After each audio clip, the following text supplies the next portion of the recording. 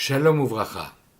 Je voudrais vous raconter pour ce Shabbat Lech Lecha une histoire à propos d'un des maîtres du chassidisme, Rabbi Meir de Premishlan, en relation avec un verset de la paracha que nous allons lire ce Shabbat.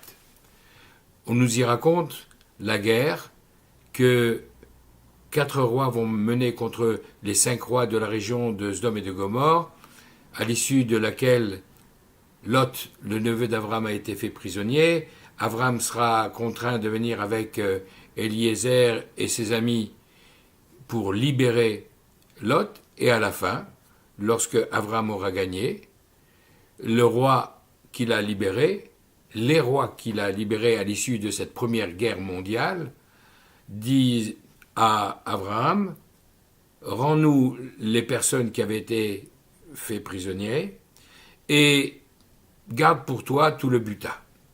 Ce à quoi Avraham Avinu répond, Immichut ve'atzeroch nar'al, ne fût-ce qu'un simple fil, ne fût-ce qu'une lanière de sandales, je n'accepte de ne rien conserver. Ve'im ekar mikol asher lach, je ne prendrai rien de ce qui t'appartient. Ve'lo tomar ani esherti et Avram, afin que tu ne puisses pas dire que c'est toi qui as enrichi Avram. Cette leçon de Emunah B'Hashem, de confiance en Dieu, pour témoigner que c'est de lui que tout vient, et seulement de lui, Abraham l'a transmise à sa descendance, et le Rav Meir de Premishlan dont je parlais en préambule, en est une illustration parfaite. Il vivait dans une pauvreté extrême. La situation familiale était extrêmement précaire sur le plan matériel, mais peu importe. Toujours est-il qu'il n'acceptait pas que le soir, au moment où il allait se coucher, il reste dans la maison une seule pièce d'argent. Si c'était le cas, il fallait qu'elle soit immédiatement donnée à un plus pauvre que lui. Parce que il voulait recommencer la nouvelle journée le lendemain matin, sans rien, pour bien montrer à Kadosh Baruch Hu qu'il attendait de lui et de lui seul sa parnassa, sa subsistance. Un soir d'ailleurs, après avoir longuement étudié, il a été se coucher, il n'arrivait pas à s'endormir. Qu'est-ce qu'il a fait?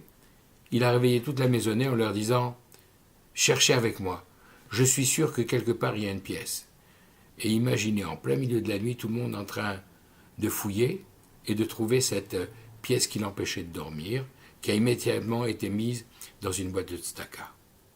Toujours est-il que cet homme saint, vénérable, était connu pour les bénédictions qu'il donnait, et une dame, femme de notable, un jour se présente chez lui pour recevoir une bénédiction, parce que depuis de nombreuses années, elle attendait d'avoir un enfant, mais n'y parvenait pas. Alors, naturellement, Rabbi Meir de Premishlan a accepté de lui accorder sa bénédiction, et il a continué à vaquer à ses occupations.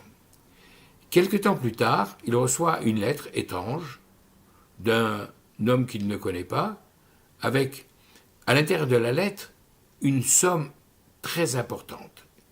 Et cette lettre lui dit « Vénérable rabbin, tzaddik de notre génération, ceci est le témoignage de notre gratitude parce que le tzaddik a donné sa bénédiction à ma femme qui depuis des années ne parvenait pas à porter un enfant et grâce à vous, grâce à votre bénédiction, elle a enfin donné naissance à un fils et ceci est le témoignage de notre reconnaissance. » Le Rav a dit « Mais il n'est pas question que je garde cette somme. » Ses enfants, sa maisonnée lui dit « Mais avec une telle somme, on va pouvoir régler pas mal de problèmes qui sont en suspens dans la maison. Cet argent te revient. Il faut le garder et faire les réparations qui s'imposent, faire le minimum, et puis tu continueras tes pratiques habituelles. » Pas question. Ses enfants ont tellement insisté qu'il a fini par accepter d'aller porter le problème devant le tribunal rabbinique de la ville qui trancherait. Ils vont devant le tribunal, et le tribunal, finalement, après avoir écouté les arguments des uns et des autres, dit « De toute manière, vous dites que vous n'êtes pas un tzaddik, en disant cette lettre ne m'est pas adressée, je n'ai pas la prétention d'être un tzaddik, je suis un simple juif. Vous dites que vous n'avez pas donné de bénédiction et que le fait que cette femme ait été enceinte n'a rien à voir avec les paroles de réconfort que vous avez essayé de lui adresser. Soit, c'est ce que vous pensez. Mais toujours est-il que la personne qui vous a écrit cette lettre est persuadée que vous êtes un tzaddik. Et est persuadée que c'est votre bénédiction qui a été à l'origine de cette grossesse. Donc c'est en connaissance de cause, en connaissance de conséquences, qu'il vous a envoyé cette somme qui vous appartient totalement et dont vous êtes libre de disposer comme vous le souhaitez. Rabbi Meir de Premishlan, qui avait soumis son cas à ce Beddin, à ce tribunal rabbinique, entend la sentence et il dit « Je voudrais d'abord demander conseil à ma femme. » On appelle la rabbinite. Le Rav lui explique que finalement, cette somme qui lui arrivait suite aux circonstances qu'il a rappelées, le tribunal vient maintenant de décider que ça leur appartenait à eux et qu'ils pouvaient en disposer comme ils voulaient, mais il voulait entendre son avis à elle. La femme lui dit « Mais mon cher, tu sais très bien, lorsque dans ma cuisine, il y a un problème de cacheroute à propos d'un poulet dont on se demande si, oui ou non, il est cachère et peut être consommé.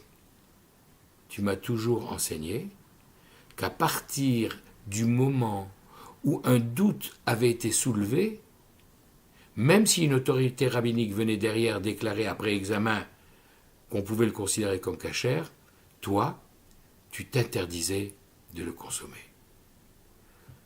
Le mari a regardé sa femme en souriant, il a pris la somme d'argent et il l'a renvoyée à son expéditeur. Est-ce que nous serions capables d'avoir une telle attitude ? L'attitude qu'il avait au début de l'histoire, où chaque soir il veillait à vider complètement ses comptes pour le lendemain matin se relever dans une nouvelle journée, sans rien, en disant « Je place totalement ma confiance en Dieu ». En tout cas, c'est la leçon qu'il nous donne et la leçon qui lui avait été transmise depuis Avraham Avinu, notre ancêtre, au travers de la paracha de cette semaine, où il a dit au roi qu'il était venu libérer, pas un fil, pas un cordon de chaussure, je ne veux accepter de toi.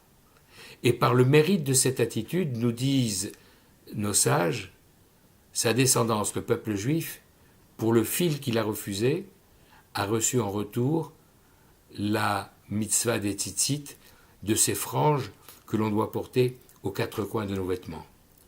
Et pour cette lanière de sandales qu'il a refusée également, nous avons mérité la mitzvah des tfilines, de ces phylactères que nous attachons sur notre bras et plaçons entre nos yeux avec ces lanières de cuir. Voilà, Emunah Bachem, Bitachon Bachem, la confiance et l'abnégation que l'on a vis-à-vis de Akadosh Baruch Hu, En Od Milvado, il n'y a personne d'autre que lui, qui fait que nous devons nous être confiants, attachés à lui et voir tous ses prodiges sous nos yeux.